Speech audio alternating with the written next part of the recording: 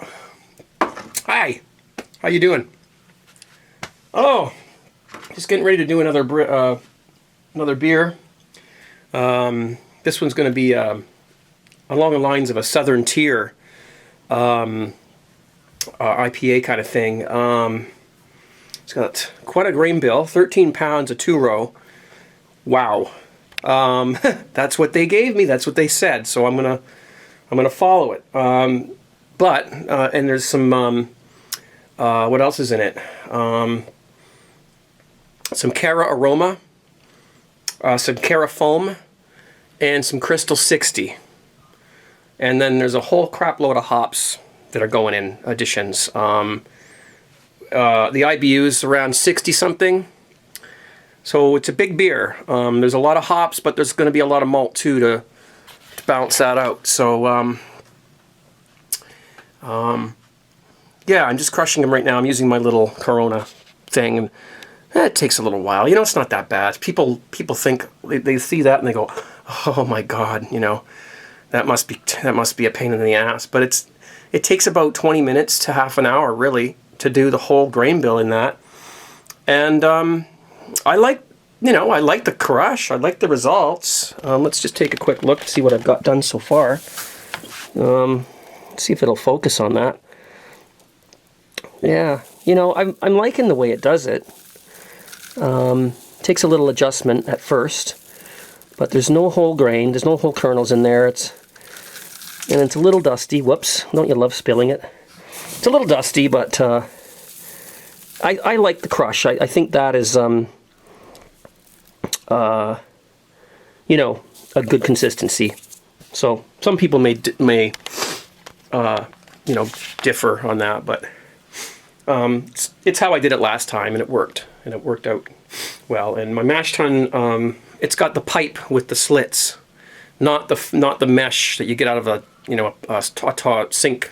I think maybe those are more prone to stuck sparges than the tubes with the slits, because the slits are, you know, they're larger. But I hope I never find out. That's the thing. So yeah, so I'm just finishing up here 13 pounds of 2-row, and I'll do the other ones separately because they require a little adjustment. Because they're not as soft as the 2-row, so they crush differently. So I usually loosen off the crusher just a little bit for the darker the specialty grains. So yeah, that's what I'm doing today. Let's go and look at something here. I bought some of these little. Well, let's just watch this clip and you'll see what they are.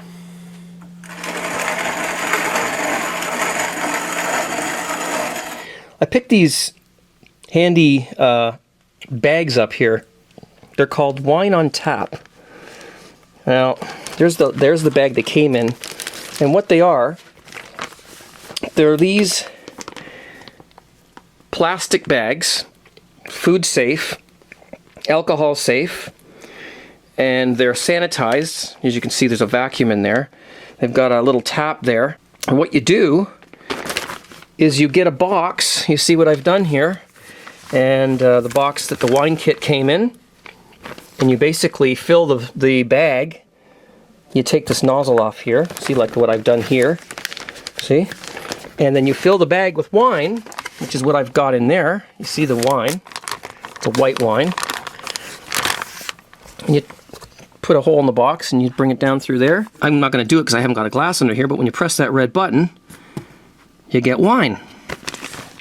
So here's there's 3 of them. They each hold, I think, 15 liters, which is half the batch.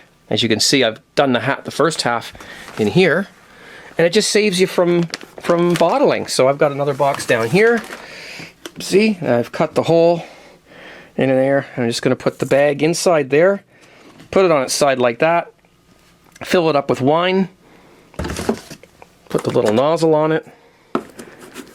And you can put that in a refrigerator or your keezer, and you've got cold wine without the bother of bottling it.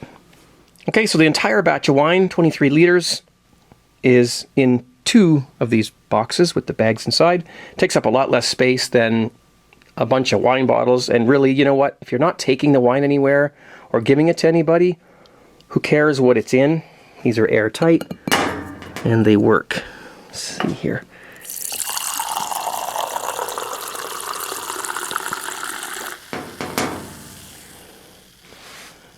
Sweet. Yeah, so those things are a good idea. My workbench is a real mess right now, but I'll turn the camera around and I'll show you. I'm not brewing down here. I'm brewing up in the kitchen, and it's clean. This is one here. I'm not going to pour a glass of wine right now, but and the other one's down on the floor there. They work very well, and you know, the first couple of, maybe the first glass, depending on how you siphon your wine into it. You make a mistake and you move it sometimes, you get a little bit, but that will fall down to the bottom of the bag and you will not be dispensing that. So you should, if you guys make your own wine, and you're not concerned about bottling it, having it look good and giving it away for, you know, presents and stuff like that, try this. It took me, you know, 10 minutes to fill these 2 bags, and no corks, no bottles, and it takes up a lot less room. So it's a good idea. What else? Yeah, I got to get this done. I'm not actually sure whether I'm going to brew today or tomorrow. It's about 9:15 in the morning right now as this is being recorded. And I don't know. Got some stuff to do today. Anyways, I'm going to make my mind up on that when I'm done crushing the grains. We'll see. So I got to heat up my sparge water. I got to get my pots ready. I got to, you know, the whole thing. It takes a while. You figure 5 hours to make a batch of beer all grain, but you're not including all these extra steps like getting your equipment ready, you know, figuring out your recipe. I fiddled with the recipe for quite a while just to get it right. It's going to be a strong beer. It's going to be upwards toward 8% alcohol. And I was messing around with that because I didn't think I wanted it that strong, but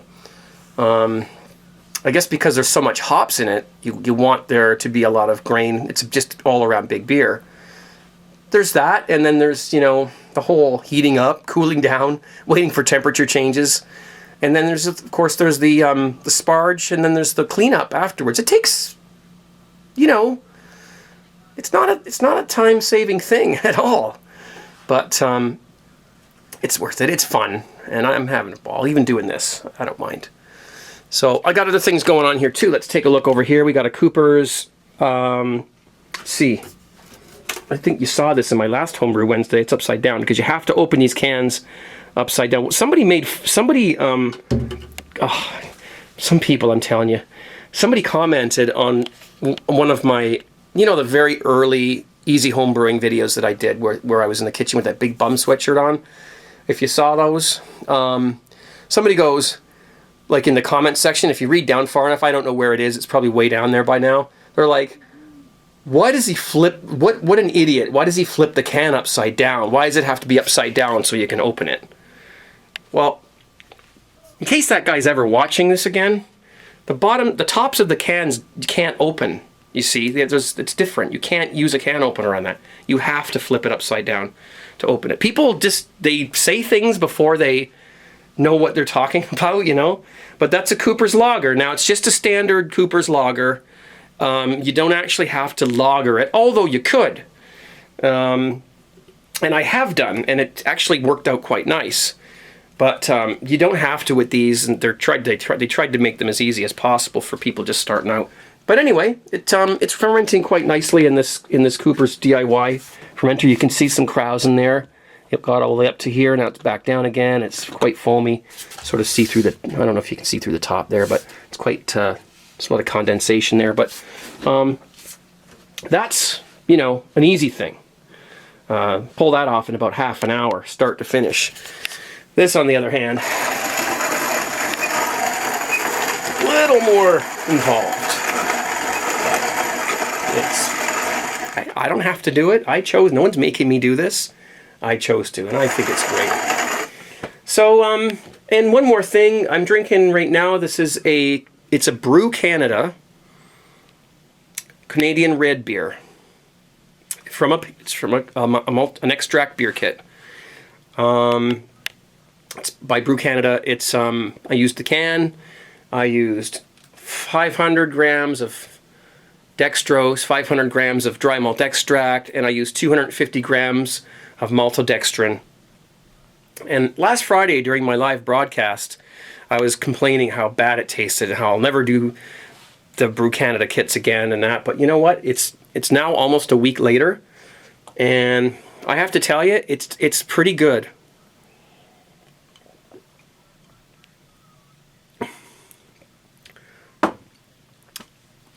It's improved a lot. There's not a lot wrong with that beer. It's very plain. It's kind of, there's not a lot of mouthfeel to some of these kit beers because you don't have a lot of grain in there. It's good. I would do it again. It's quite refreshing, actually. I think I jumped the gun when I said that it didn't taste good. It just needed to age a little bit, and that's another whole thing. You got to be patient. You got to let it age, and it does get better. Some of you may have thought about the fact that I told you what time it was, 9:15 in the morning, or at least it was a few minutes ago, and I'm drinking a beer. Well, let me tell you, I've been up since 3 o'clock in the morning. So that's 6 hours ago I got up, and so I'm having one beer before I have to go out and do some things. So it's not like I start drinking the first thing in the morning or anything like that. It is like lunchtime for me, practically. So I'm just having a beer while I do this. Also got a little bit of a starter going here for that, because it's a high alcohol beer, a high gravity beer, and I felt like it would be a good idea to make a starter.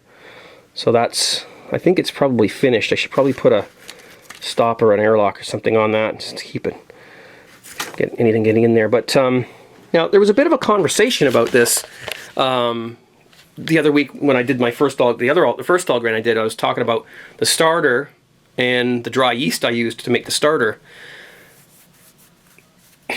I don't think there's anything wrong with it. I don't think there's anything wrong with making a starter with dry yeast. And as a matter of fact, I can't see the difference between putting yeast into a beer, like a wort that you're making, you're the whole batch, or putting it into a starter. I don't know. But I did it last time and it worked beautifully. It fermented out perfectly. It attenuated. There was no problems. And I used USO5 for this. And I rehydrated the yeast and then I put it in the starter and it fermented. It's still going a little bit. And I don't know. I think, again, I don't know.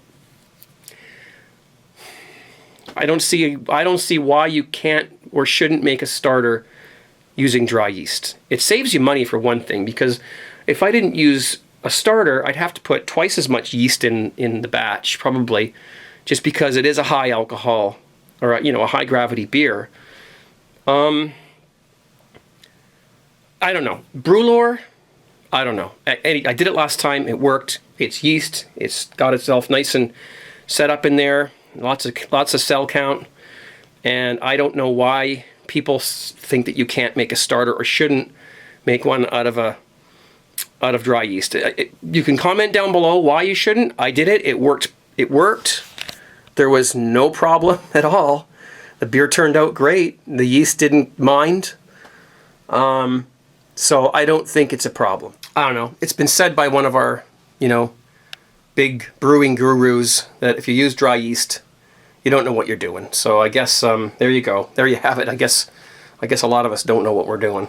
But I still haven't done this, but I will be doing it, and I will make a video since some people asked me to, and I reread the note that came with it, and he does definitely would like me to do a video on this. So I will do it. Somebody on my last Homebrew Wednesday video commented saying not to expect much from it. He says that, doing a sugar water mash and then adding flavor to it is probably a good, it's going to lead to a disaster, I think is the word he used. There's not just sugar water. They've got lots of stabilizers in here. There's charcoal to help to clear it. There's different envelopes, about 5 different things that go into this before you add the flavor thing. So I think they've got it down, and I'm confident that this will make a good product at 20% alcohol. I don't think it's going to be a disaster. I think that's very negative thinking. I think before anyone can say anything about something like that, they might want to try it themselves.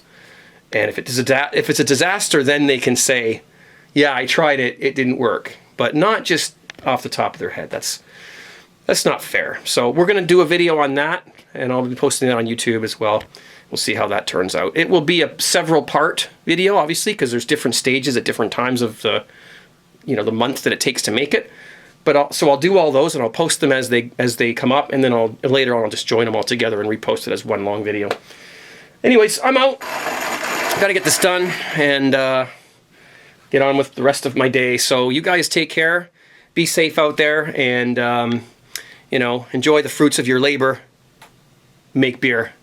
That's SJ Pour, and check him out. He's a great guy.